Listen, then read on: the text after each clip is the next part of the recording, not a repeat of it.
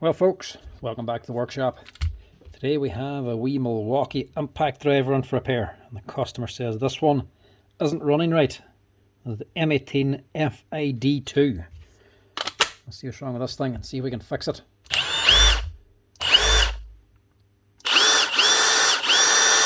Well, it's running.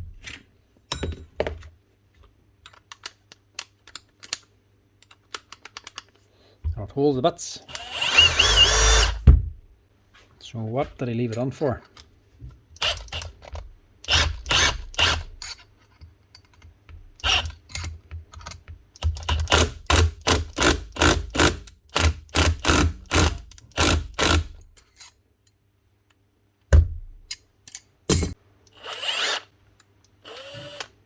Something doesn't seem right there.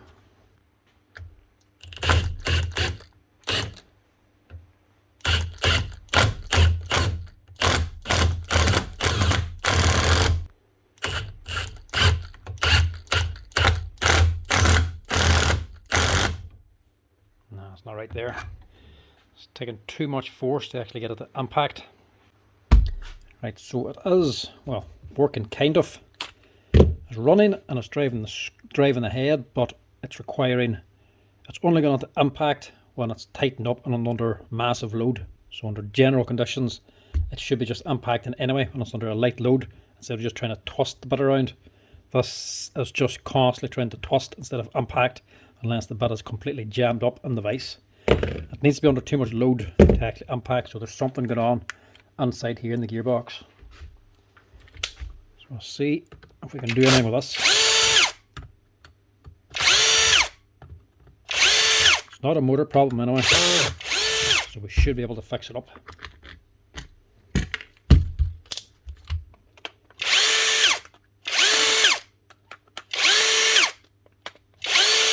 Normally when this happens, any impact driver, it's normally a broken steel ball.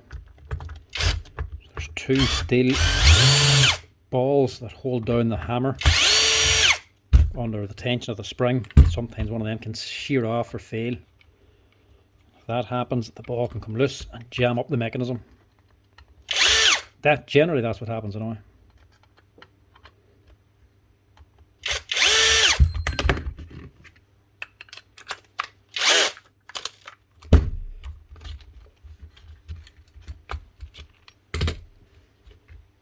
There's the wee handy Milwaukee, as I say it was, the FID2. Motor, controller, switch, all this half is one piece basically. But the bits inside the gearbox is available separately, so that, apart from the handle, you can just think of as a single part. If anything goes wrong here, forget about it. Anything goes wrong in here, you're not too bad, you can fix it up. You can get all the bits for the chuck up in here and all the bits for inside. Don't think you can buy the aluminium housing on its own. I think you might have to buy that as an assembly, but I think most of the bits inside are available, so we should be able to do something with this.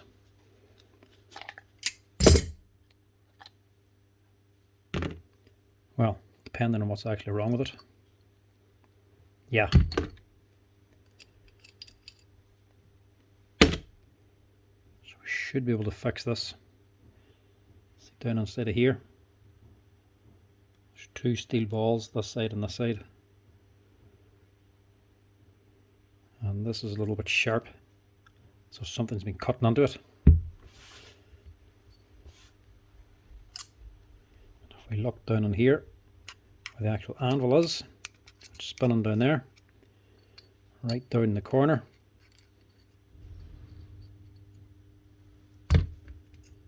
We have half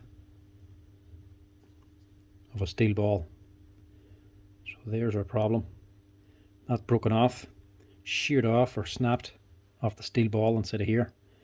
And either that was jamming it up, but I don't think it was. More than likely it's the bit still inside of here. So instead of this hammer twisting around, it's getting snagged on the ball. So the way these work is, this is locking on to the spindle down in here. The two legs sit inside of this. Whenever you run the motor, this turns. This big steel weight here is on a big spring. Turns and gets jammed when it's under a light load. It's able to just turn the bit. But whenever it meets resistance, as on a screw, and it can't drive it, can't just torque it round, the hammer eventually starts to compress in. It's jammed up, the hammer pushes back, the spring gets compressed. This weight goes over the top, these two wings. It slips over, and the hammer slams back forward again, and then momentum slaps it on to the tool holder again, them two wings, and torques it around until it gets jammed up and does the same thing over and over again. But if there's any resistance in here, it doesn't go back and forth smoothly, and jams, and it takes extra load to push it back. So this is where our problem is. I don't need to take these bits out, but I'll take them out just in case they get lost. Hopefully they're not damaged either. So I'll give us a quick clean just to make it easier to work with. Compress this weight down and the bearing press. I'll try to kick out these two steel balls and separate this here assembly here.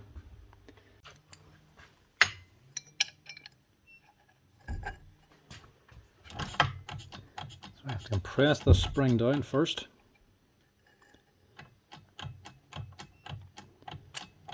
And it's a big spring, so it takes a bit of force.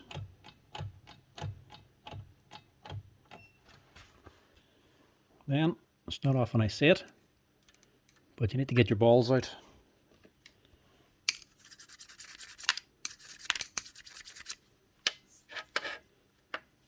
And if you just magnetize a screwdriver sometimes, you can sometimes get them out. There we go. There's one. That one's still intact.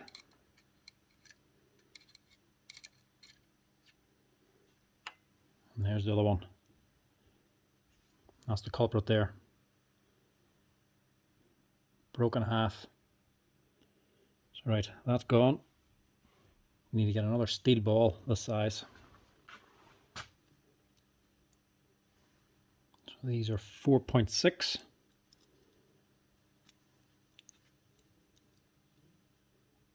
That's another one, 4.6. So that should do the job. I'll just check this for a wee bit of damage as well, see if it's done anything. Make sure there's no other bits left inside it.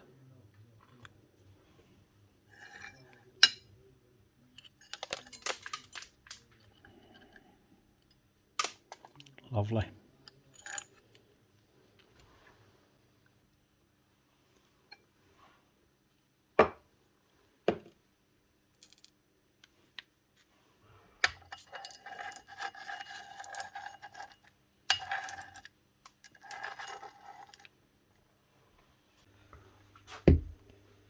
That's just lovely.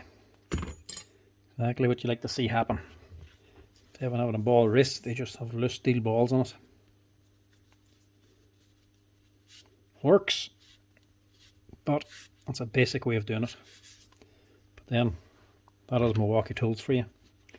Cheap and basic. So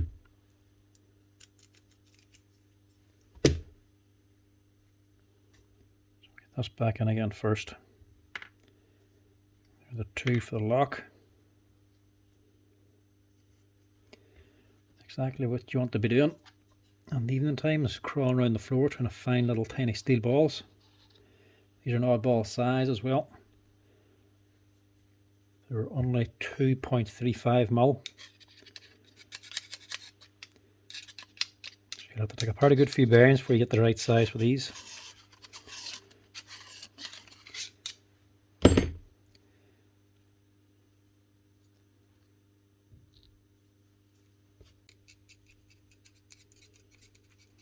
Better putting that grease on afterwards. It's just a messy way to do it.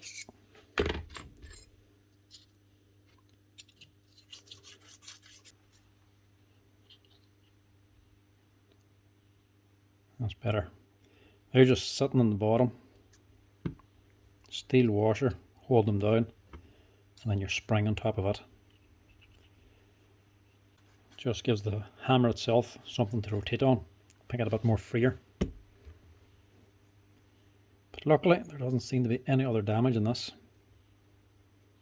Even down here where that actual steel ball is going to be sitting.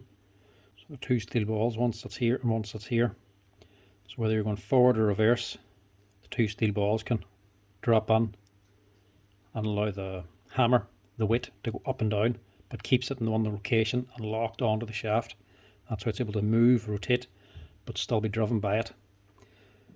So now we just need to get it back together again.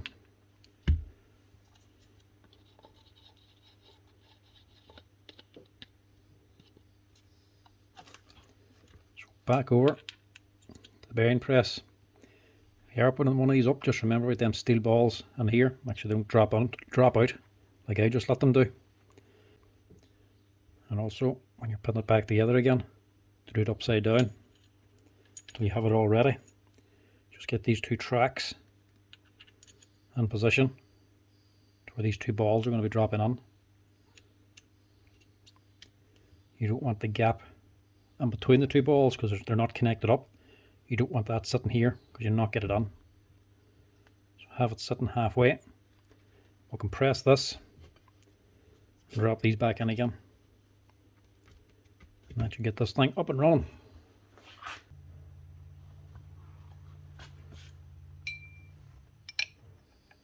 Exact same as the last time.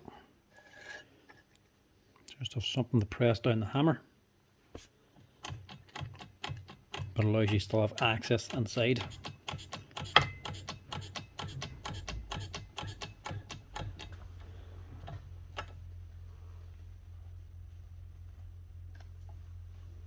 And when you're fitting these, make sure you're going onto the opposite sides. So that one's going down here, make sure the other one is going down this side. So whenever you take them off, take off the pressure, they're not going down to the one side and basically jamming it up. So one should be down here and one should be down there. If they're not sitting right, it won't actually raise up properly. Now, just give them bits a wee clean out as well, just in case. Obviously, steel ball broken inside, there could be debris in it, as it actually looks like there was. Looks to be a wee chewed up down in there, so you want to clean it out. But you get to this problem early, if this does happen, you notice it's impacting, you notice it's not impacting soon enough, it seems to be just turning everything. If you notice it soon enough, you can prevent a lot more damage. Because obviously there's a steel ball inside, and it's just flapping about, getting caught and everything. It's going to eventually start causing damage. If it gets onto the gear teeth, you're onto a lot more money. So if wee bits of steel gets on here, jams up the teeth or breaks them, or these ones here, you're onto quite a bit more money. Might not be worth fixing. But if you get to it early enough, it ain't so bad.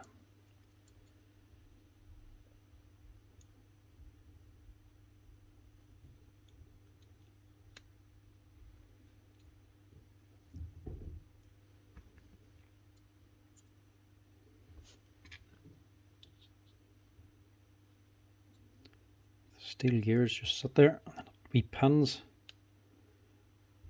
goes the whole way through. There's a washer on top just to help to stop them coming out again.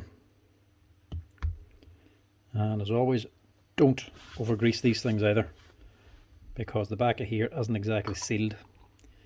If you put too much grease on, it's all just going to come back out again, because in the back of here it's just the bearing. And if you liquidize the grease, if it comes to running and starts pouring out the back, of course that's going to the motor, exactly where you wouldn't want it to be. So don't put in too much. Enough to coat everything, and that's enough.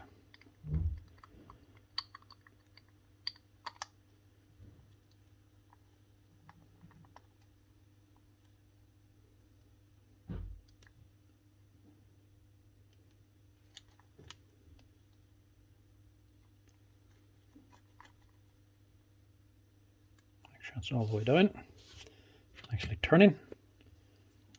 Then you've got a wee cut out here, wee slotla. There's a wee chamfer here, so they should go together. Push that on, and that should be your gearbox. You don't often say it about a Milwaukee, but these things actually go together very well, or very easily. The gearbox section is very easy to work on. drops together quite well and just drops straight on. So long as you don't need to do anything to the motor, you're not too bad. They're actually simple to work on. It comes apart easily and everything drops back in again.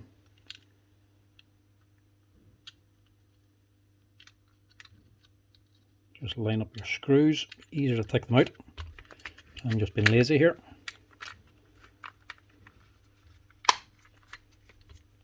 And it goes together very easily. Clicks together, no hassle.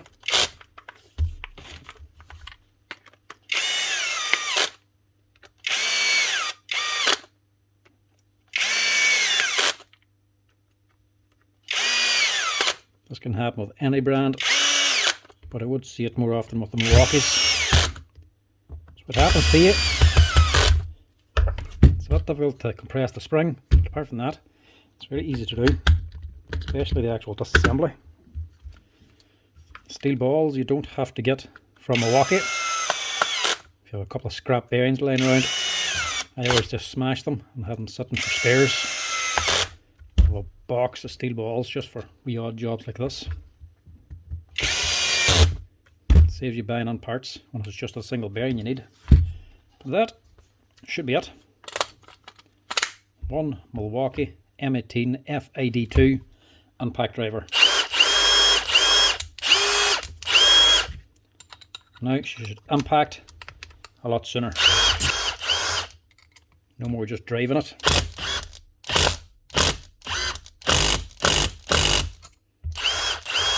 Much better. Doesn't seem like that big a deal, but when you're using them, if they keep torquing instead of impacting, it's a lot more annoying because you'll more easily to strip out screws. So it's a problem you'll notice straight away if it ever happens to you. But at least now you know it's easy to fix. If it happens to your Milwaukee, you break one of the steel balls inside. Strip it, push back the hammer, get out the steel balls, replace the broken one, and reassemble. You might have to just wash it out to make sure all the debris is gone. But apart from that, fairly easy to do. Anyway folks, as always, thanks for watching. Give us a like and a follow if you're enjoying the tool repair videos, and hit subscribe if you want to help out the channel. Cheers, chat to you later.